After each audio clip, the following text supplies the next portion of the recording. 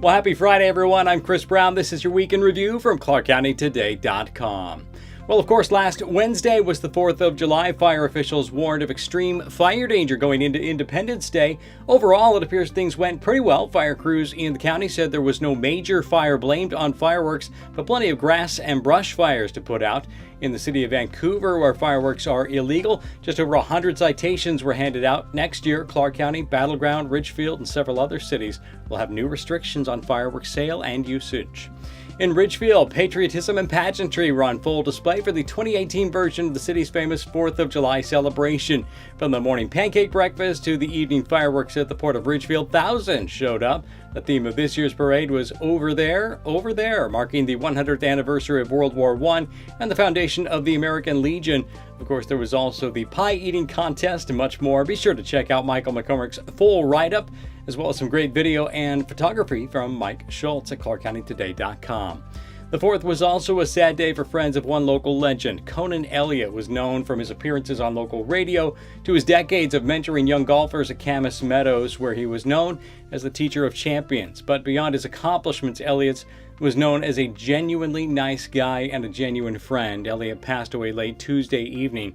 Clark County Today editor Ken Vance writes that he feels lucky to have had a long friendship with Elliott. Be sure to read his heartfelt tribute at ClarkCountyToday.com.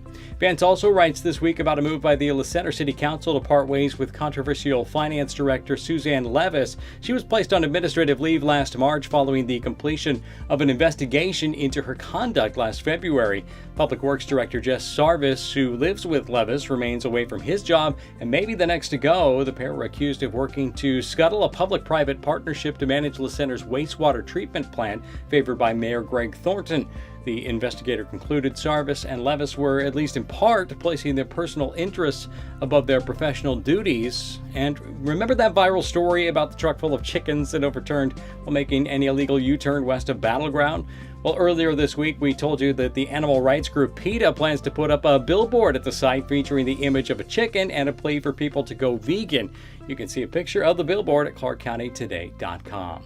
Last but not least, it's the end of an era for the Vancouver Rodeo, or to be accurate, it is probably the end of an era at the Vancouver Rodeo, as in 99.9% chance that the era will end. The Clark County Saddle Club is in the process of selling the land that now hosts the Vancouver Rodeo. The club is expected to move a few miles away, but likely will not be able to build a new facility in time for a rodeo in 2019. So the 2018 performance, which runs through Saturday night, is likely the last for a while anyway. There's no timetable for the return of the rodeo, but organizers are confident it will return someday. Well, there's your weekend review from ClarkCountyToday.com. Got a story you'd like us to look into? Shoot us an email to news@ClarkCountyToday.com. And be sure to check us out on Facebook, Twitter, and Instagram to be the first to see new stories and sound off on them. For all of us at ClarkCountyToday.com, I'm Chris Brown. Thank you so much for watching. We'll see you next week.